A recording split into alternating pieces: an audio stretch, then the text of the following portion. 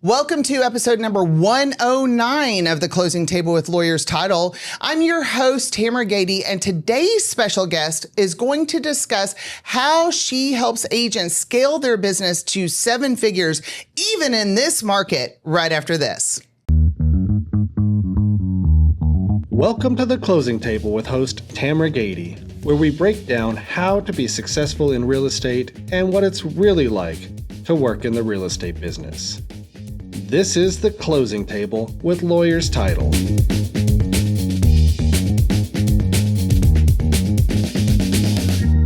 Welcome back to episode number 109. Again, I'm your host, Tamera Gaede. Today's special guest, well, actually, she's a returning guest. She is a top producing realtor with the Haven Group. She's actually the team leader too.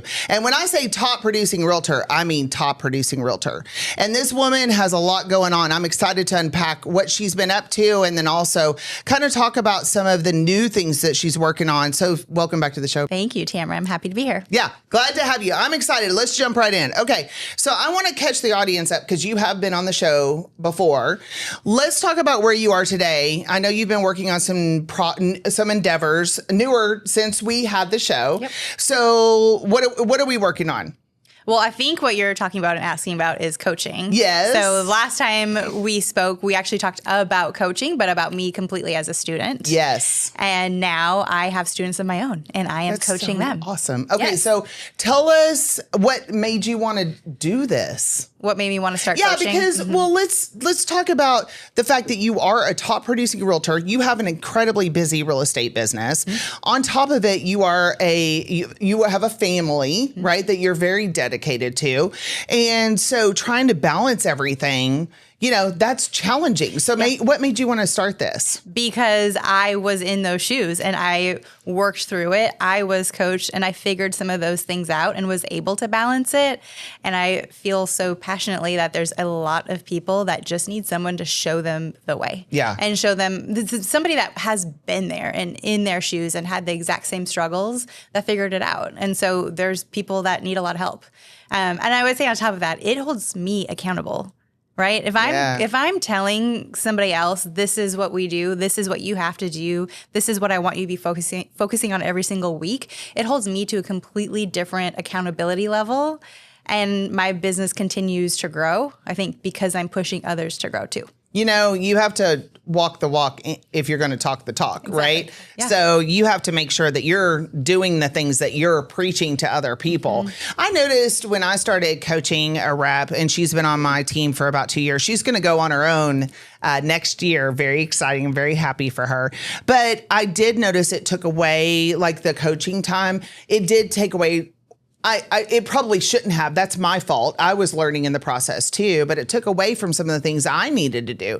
So we're going to talk about balance. But before we talk about that, I want you to tell the audience about your team structure because it is very unique. I have not heard of a team structure like this before. It's super unique. I'll break it down for you. But that unique structure is what allows me to be able to do things like this, to be able to pour out and to coach while still growing my business, because not everything relies on me as the bottleneck, right? I am not trying to be everything to every person. I want to help my clients to the best of my possible ability, but I am one person and I become a bottleneck. And the truth is, I'm not the greatest at everything. Yes. I know what I'm really good at, where I really shine, what moves the needle, what is the highest dollar per hour activities that I can be doing. And my team is structured around that to be able to support me so that I can focus more and more of my time in those highest dollar producing activities. We're talking about things that make me so happy to talk about because I love to talk about this stuff. Okay, so keep going. It's like, it's business 101, right? Yeah, but how many people do this analysis, right? Not a lot. And that's interesting in our industry. Why do we try to do just what we've seen done before and not look at the bigger, broader picture of how do you actually grow and scale a business? Because only I can do it the right way. Right, and that's not true. That's just not true. And it takes humility and being humbled to realize that there actually somebody else can do this part better than you can. But do you know it is difficult to get some of my realtor audience to even get a TC because they can write the contract the right way. Oh, and I'm like, you have got to get over yourself. I love you, but you have to get over yourself. It's a control problem. Yeah, I think that's true. I think that's absolutely true. And the reality is if that is your problem, you're going to be stuck and you're not going to be able to grow and scale. So you've got to figure that out first. Okay, but we're both very type A people. So how did you make the decision to let go of control? From seeing somebody else do it and understanding because I found my limits. Seeing somebody else do what I thought was not possible unlocked something in my brain. And what I realized, to help me realize, I don't know it all. Because if that person is doing this, I don't see how on earth that is possible. Show me the way. Why would I try to figure that out myself? Show me the way. So there was a moment. There was a moment. Okay. Sounds like a big one. Yes. Do you want to hear about it? Okay. That's why I'm pausing. So I was already in a coaching program. Okay. And I remember specifically one day we were at a conference and it was realtors and lenders. There was a lender speaking from stage. She was a female. Okay. She was a mom. She had small children and she talked about her calendar and like time blocking and sticking to your calendar and balance and how you do that with kids. But that was not my moment because you know what I was saying? She's a lender. She is not a realtor. Show me a realtor that can say that same thing and I'll believe you. Because a lender can sit in their office and make phone calls. I'm driving all over the Metroplex, pumping breast milk while I'm driving down the tollway. And that is a very different thing from what she's talking about. Okay. So I at that same day, I went around and said, show me her in realtor form. Who do you know that is a mom with young children that is crushing it and that is bringing in 7 figures with small children? And I was introduced to her at dinner that same day. She is now one of my best friends. Her name is Hannah Price. Oh, nice. Yes. And on top of that, she was doing it in a 4-day work week. Oh, that's right. We did talk about that the last time you were on the podcast. Yep. And her husband was a pastor, and so was mine. Yes. And she didn't know it yet, but she was pregnant right then with her 3rd child. Aww. And she was doing it and figuring it out. And that moment when I sat at a table and she told me face to face that this is possible and this is how she's doing it and this is what she's doing is the moment that it unlocked for me. This is possible. So she gave you the roadmap. Do this. Yeah, she didn't coach me, but she's the one that unlocked that in my brain and has been an incredible mentor to me. I coach in many ways, but not in the same way, not like a weekly check-in sort of thing, but mentor for sure. And that's what I needed. I needed to really actually understand this is possible. Somebody is doing what I want to do. It's not just people with no children or no spouse or that are the husband, right, and have a stay-at-home wife. No, a mom can do this. That's nice. I mean, kind of along the lines of, if I'm the smartest person in the room, I'm in the wrong room, right? I always like people to be in rooms with people that stimulate me, stimulate growth, right? Yeah. I'm always hungry for education and for knowledge. And I think and how to work smarter. Not harder. Exactly. I mean it. Yeah. How to work smarter. Yes. Efficiency models, time blocking models, things that help make us be able to do more better and faster. Yep. So was that what told you how to structure your team? Yes. That coaching program is what taught me how to structure the team that I have today. Say the name of the coaching program again. The Core. The Core. That's right. I looked at my notes from the last time. Yes. Okay. So tell us about your team structure. Okay. Break it down. Yep. So unique. So the most applicable, I think, to most people will be my buyer coordinator and listing coordinator. So I'll start there. Okay. Again, I'm looking to what is my highest and best use of time. Okay. And when there's a large volume of clients in the pipeline and you want to service them at a very high level, you cannot do everything. Period. That's right. So I have a salaried listing coordinator and a salaried buyer coordinator. The listing coordinator comes on listing appointments with me, and both of these are the nurse to me in a doctor-nurse relationship. I doctor-nurse my relationships with my clients. That means that I am the doctor Okay. I am the one strategizing. First of all, I'm the one getting the business. Yes. I'm the one converting and closing the business. What I communicate to them is I am the one that is strategizing this whole process for you. Yeah, this is my roadmap, right? I am always the one negotiating, but my nurse is going to come in and do a lot of the heavy lifting. She's taking all of the notes right now in our appointment. She's going to be here on media day to make sure that we have the most perfect photos and videos for your home. She is going to be the one to help you get the home ready. Because I have her, we can provide a whole concierge service. You need a vendor. We're on top of it. We're going to take all of that off of your plate and coordinate for you. Nice. We will meet the vendor at the house while you're at work. Make sure everything is taken care of. These are things there's no way at a high volume I could do for my clients. No, not right? at all. And so flip side on the buy side, my buyer coordinator is very similar, but with my buyers. So she's in that first appointment when I'm meeting with buyers. She's taking all of the notes.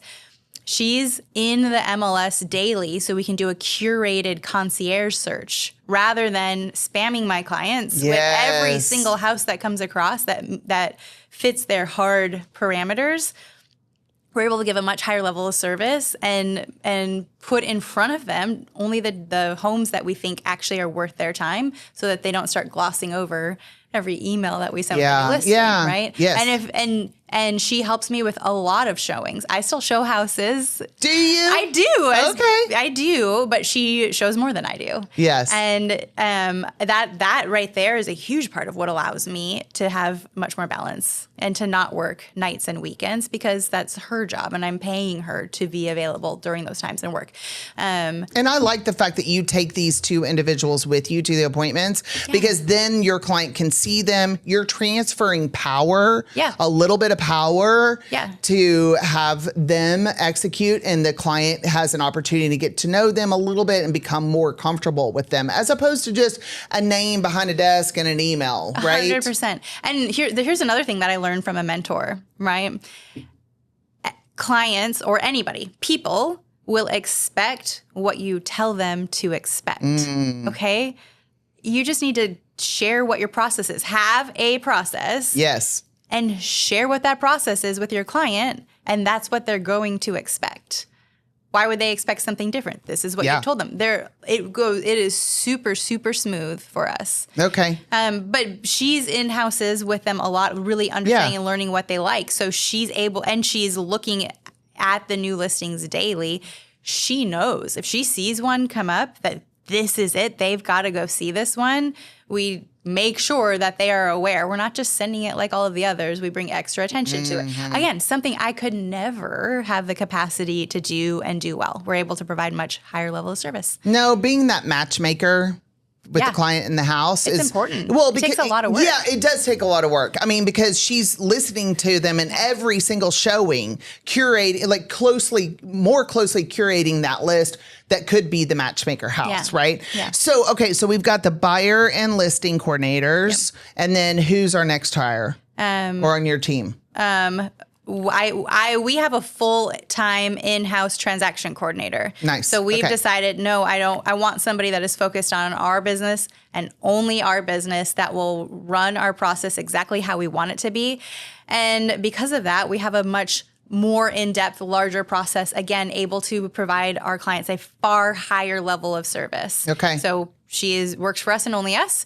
I have a business partner who is in charge of all of our operations. Yeah, she's awesome. She's incredible because hiring a team like this takes somebody that's really wants to do that. And that's hard for me personally. It is not my highest and best use to be recruiting, retaining, thinking about the culture in our office. And that's not my gift set. And it is hers. So you know what? I might need to get her on the podcast. I think you should. Yeah, I think that's a good idea because operations is a hardship for a lot of people. And look, I'm curious just for myself, her process for identifying the right fit, because I think hiring is so hard. Hiring the right person is so hard. It is.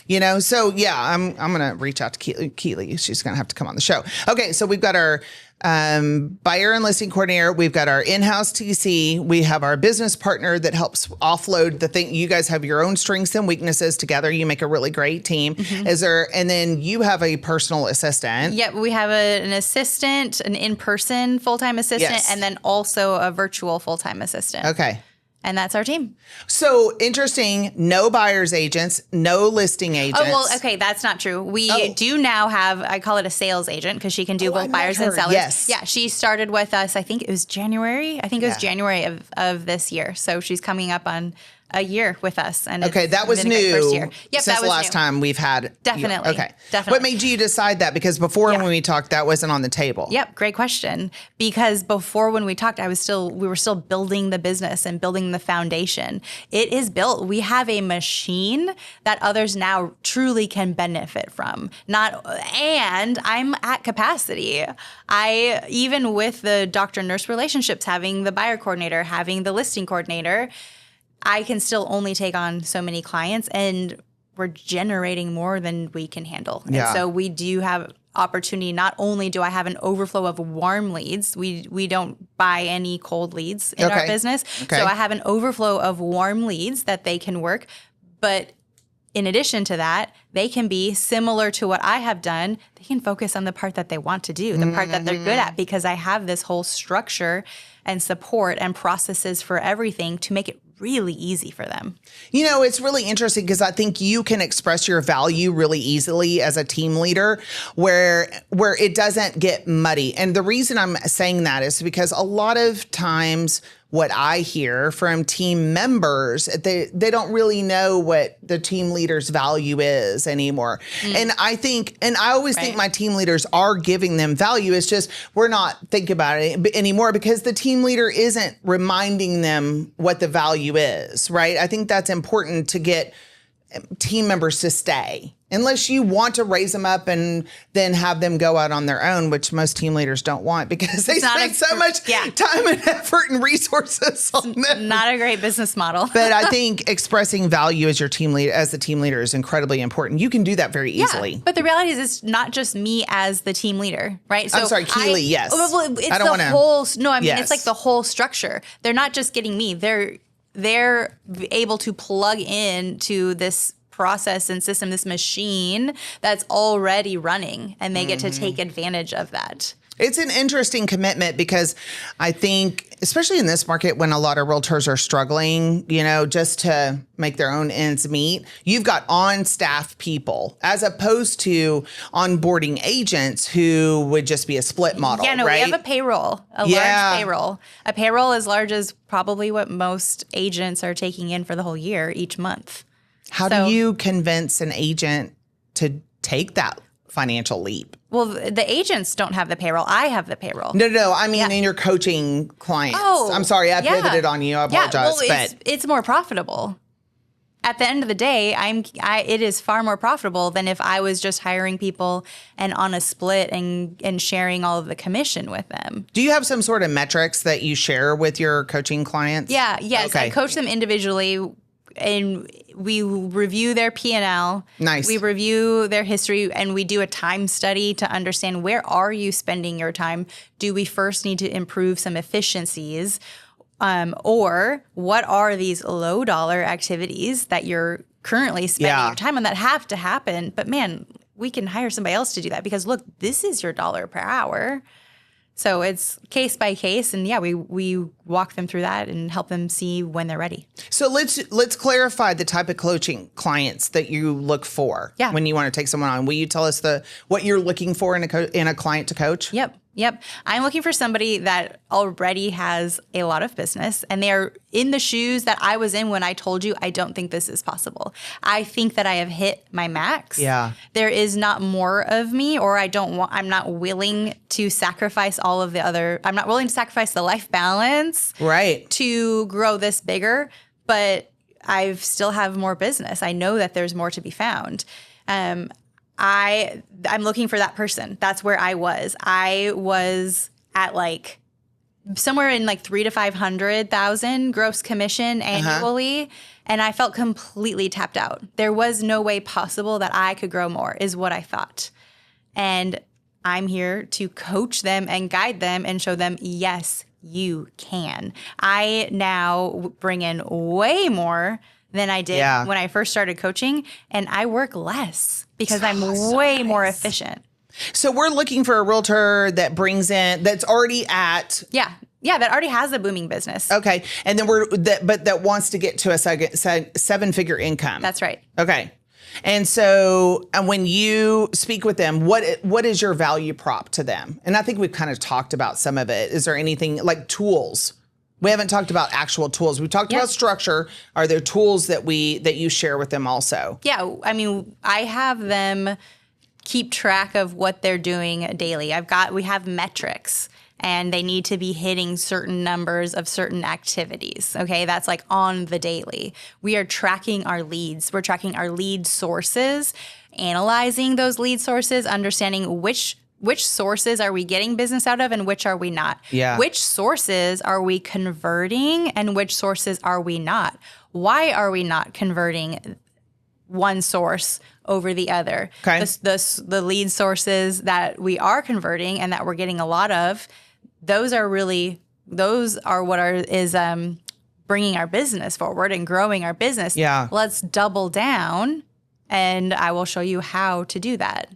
I love the discovery conversation. Yeah. I'm sure you surprise the realtor a lot with what you uncover, meaning they don't even know what's happening or not working in their own business, right? The discovery part of it is always really interesting because it does shed a lot of light on things. Do you kind of talk to them about multiple pillars of income? Yes. The typical 4 to 5 pillars of income is what we're looking for, type things like that? Exactly. Yep. Okay. Yep. And then do you also share with them the tools that you use in your business that help you grow faster? Because I'm asking this question on purpose because we're going to segue into the next thing. So, I don't like to talk about CRMs on my podcast. The only reason why is because if you don't have a CRM, then what are we doing here, right? That's why I don't like to talk about them. But that's an important part of our conversation because we're going to segue into some of the AI tools that you use. Right. So can we tee this up with your CRM and what goes with your CRM? Yes. Okay. What do you want to know? Okay. CRM. Yes. I'm using Follow Up Boss. Oh, boop. Here. I'm telling you, like every single time at Inman that I went to, any top producer, they would say Follow Up Boss is their CRM. I mean, I tried probably 6 and I resisted Follow Up Boss. Tell me why. I think just it was more expensive than others. I felt like there must be I don't know. It was what everybody was doing, so I kind of bucked against it and wanted to do something different. I get that too. I don't know.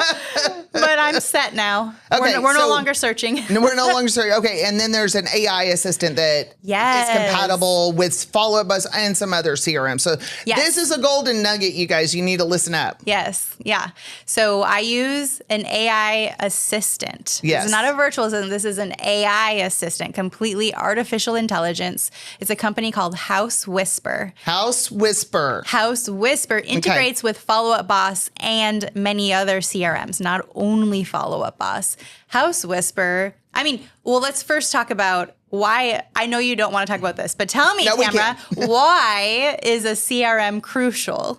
How are you supposed to keep up with your clients otherwise? Right. Yeah. And I'm telling you, business is falling through the cracks if you are not using a CRI. And also, you will forget to touch on someone. Yes. Which also leads to you're missing out on business. Yes. So you want to know why, that my neighbor used somebody else, someone in my community, that's part of my Bunko group used somebody else's, but I haven't been to Bunko in 6 months. So how are you keeping up with that person? Right? So go ahead. I want you to explain. Okay, so HouseWhisper is an assistant, and I interact with her. I named her Gloria. I interact with Gloria just like I would with an assistant. I can call her, I can text her, I can voice message her. I most often just send a voice text because that's fastest and most efficient. It's incredible, by the way, that you can call her, text her.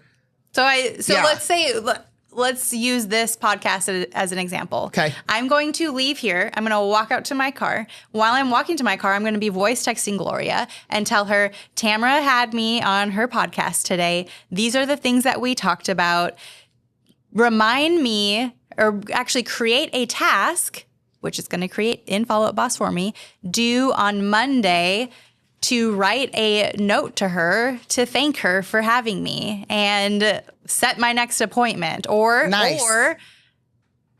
create a task for my assistant to do this. I can assign the task to somebody else too. And this is just quick. I don't have to open up the app, search through, find your profile, type my notes, or even voice type my notes. It's way quicker. Speaking my language. And or she can sit in on appointments with me and she fills out their profile. I'll say, oh, Tamara's favorite chocolate is whatever. You also are speaking to me when you're talking about chocolate. So it'll add that to your profile. Man. Like I don't have to do anything other than speak it. And I can assign tasks. I can tell it to remind me of something. I can ask it, when is Tamara's birthday? If I have your birthday in my Follow-Up Boss, which I should, it'll tell me. It's so nice. You actually demoed it for me quickly at a meeting we were at not too long ago, and I was thoroughly impressed. Okay, so can you tell us how you and your realtor clients are using that? We just did a demo, and then are there any other ideas that we need to break down that you're using your assistant for?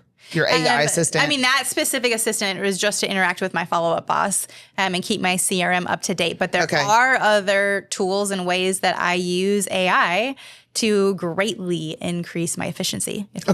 We talked about a really good one, seller retention. Yes. Because right now in this market, we all know that listings are sitting, right? And so in a lot of the rooms that I'm in, we're having conversations about how do I talk to my sellers every week and get them to stay with me, even though the listing is taking longer to sell than what they thought it would be? Because we all know sellers want their house to sell in 24 hours or less.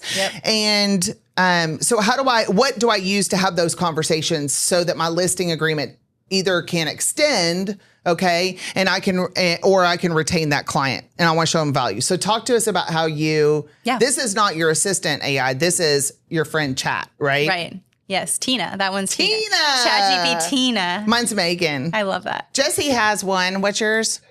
Echo. Yes. Yeah. Well, so let's first talk about seller retention, right? Okay. So I currently have 15 active listings. My sellers want to know what's happening and what's going on. I think that they think it's realistic. They don't think it's unrealistic that their house is still on the market. But if I'm not telling them the why and what's going on and what am I doing to try to move their house, then they're left to their own imagination. And that's not typically a good place, right? Yeah. So, I think most realtors know that. And so they think, well, like you just said, how do I call my clients every week? I have no update for them. Yes, you do. You absolutely have an update for them. You need to get an update and you need to deliver it. Yes. So this is my process. I have a report for each property that's on the market. And actually, so this is one of the things that is a big job on my virtual assistant's plate. Every Monday, she goes through manually and updates that report for me. That report will have things like how many showings did we have in the past 7 days. And it's rolling. So we add to that. It's a spreadsheet. We add to it every week. How many showings did we have? What was the feedback on those showings? Did we have any open houses? How many views have we had on our website? How many views did we have on Zillow? How many 3D tour views did we have on our website? Although all sorts of stats, right? So she does that, and then she also pulls an updated CMA for me for each property. We need to know what's going on, right? We put that property on the market in a snapshot in time, but the market continues to evolve. Are other homes getting under contract? Are they closing? Are there new homes on the market? Did other homes reduce their price? I need to know all of that every single week. Yeah, my neighbor's house went under contract and their house isn't as nice as mine. So what happened? Exactly. Yes. Yeah. And I want them to, but I want them to hear that from me before they even knew that their neighbor's house went under contract. I want to be in front of that and provide the value. And the only way you can do that is to have a system and a structure. Yes. And be doing that every single week. But that's a lot of work, what you just said. It's a lot of work. So so if I were to do one of these fully and completely by myself manually, I don't know. I think it would take me at least 2 hours. Per listing times 15. Times 15, that's almost a full-time job. Yeah. And is that how I should be spending my time? No. Does it have to happen? Yes. Okay. So my virtual assistant tees me up. She does all the manual part, pulls the CMA, gets that report completely filled out. And then I have created a custom GPT that helps me analyze all of this and helps me provide an update for my seller. So on Tuesdays, that's I do Tuesday updates. Okay. I upload the report and the CMA that my virtual assistant pulled. Okay. And I do a voice message into it to add any color or anything that I want to add it. I might say, hey, they are feeling very nervous because they must have an offer in the next 3 weeks, or we're going to have to take the house off the market, or we're going to have to rent it instead.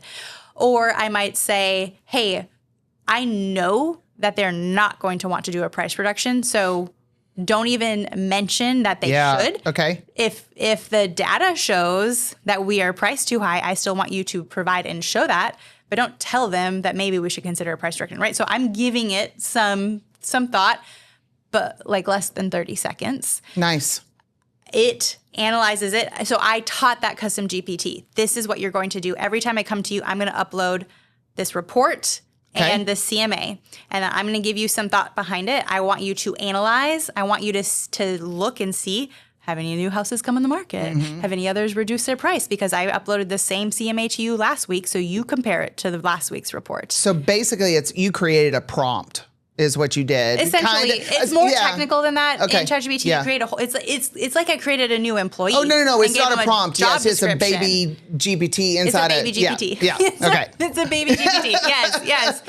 And so now, instead of spending 2 hours on that, I'm getting my rough draft within 30 seconds. Okay. Impressive. I'm reviewing it, and sometimes it's good to go right away, but most of the time I go back and forth, maybe 5 times. And at max, I'm spending 10 minutes per property instead of 2 hours. It's just about working smarter.